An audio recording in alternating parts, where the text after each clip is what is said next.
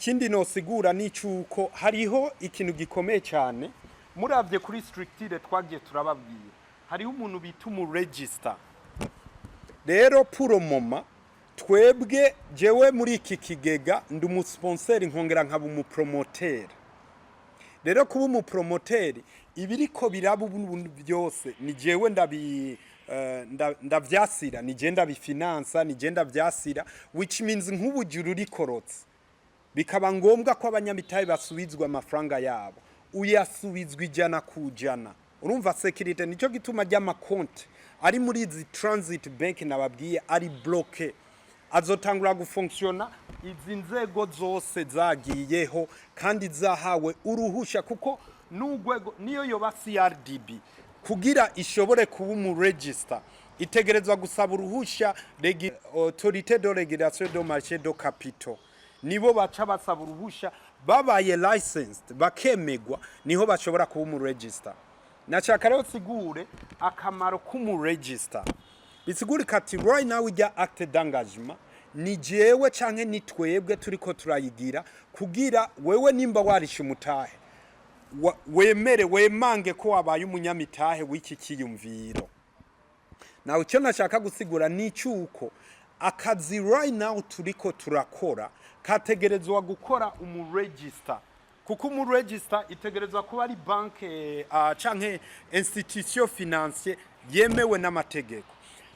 Uyu register mufate nka logiciel canke nka database base de données irimwo babanyamitahe bose, ngira urabona nga irimwo abanyamitahe bose.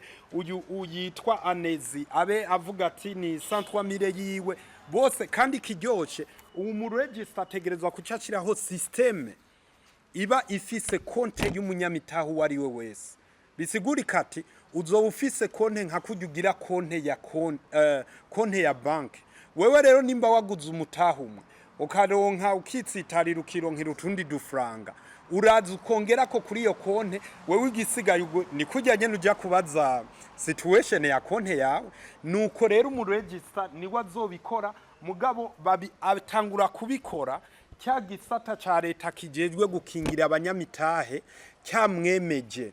Mu yandi majambo hari abantu bamaze imisi babaza ati none umuntu apfuye bimeze gute kuri rya acte d'engagement ko bitariko ijya hubwo hazoba na verification.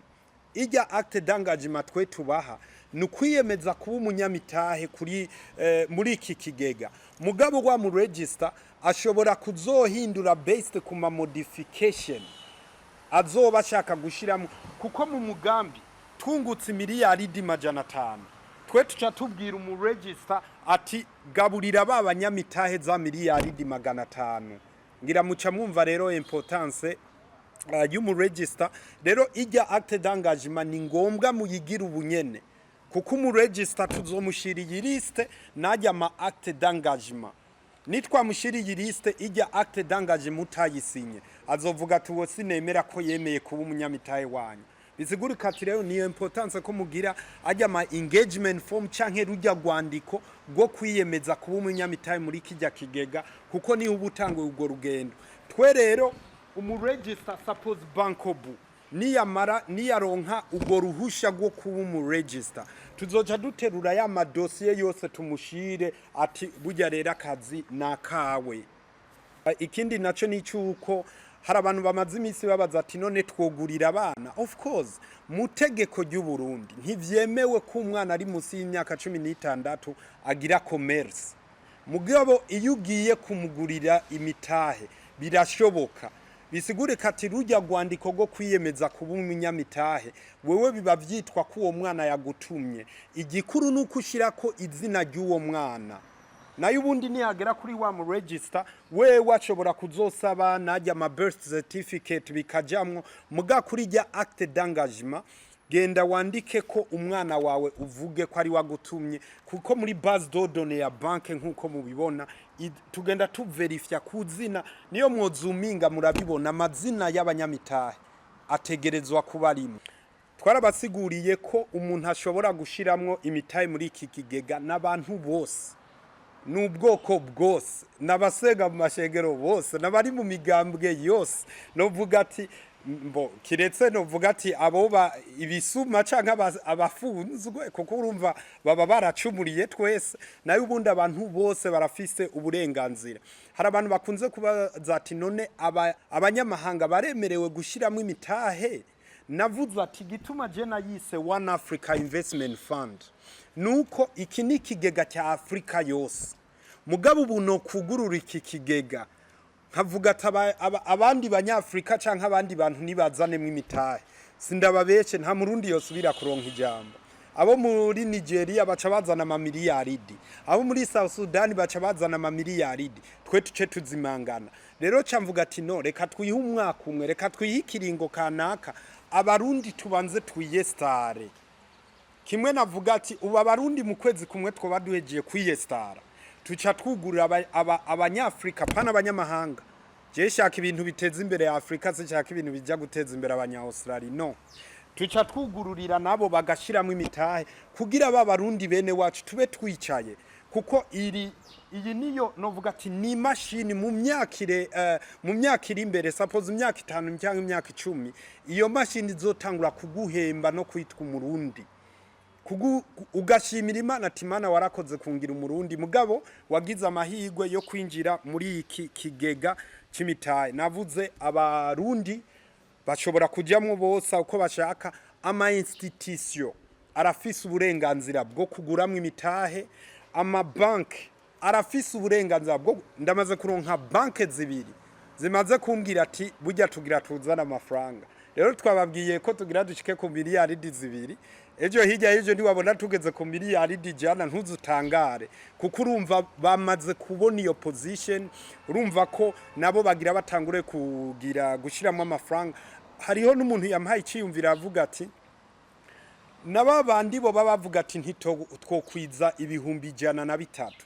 Erega niyo bo bari batanu barashobora kwigira hamwe bakavuga ati reka tugire groupement hanyuma tuje kuyandikisha. Itegerezwa kubifise karanga shira hamwe, which means nimba ari societe nimba ari groupement bitegerezwa kuba bifise cadre legale. Hanyuma niyo mwaba mwatanze 10,000 mugakwiza umutahe umwe, mukaca mudesigna ubaserukira, mukaca muza mukandikisha mukagura umutahe. Ivyo birakunda.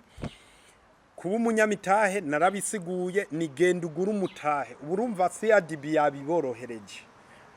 CRDB, Bankobu na Umuco Microfinance. Kandi ubu twavyoroheje niyo wojaha ku isoko nyene rya Bujumbura rijya turiko turuba wariyo container ushobora kuguramo umutahe. Niyo woja Igitega genda ku isoko rya Gitega ugende kuri Umuco Microfinance urashobora kugura umutahe. Genda mu isoko kwa Siyoni urashobora kugura umutahe. Ahariho hose kwisi twabibasiguriye biroroshe cyane. Iyo uhejeje kugura umutahe ngiyi procedure uko ikigenda. Iyi ni procedure y'umuntu yaguze umutahe nashatse kubibereka. Ahejeje kugura umutahe urabona nk'uyu yari umuntu ari hanze yaragize ijya nababwiye ya wiring transfer canke swift transfer.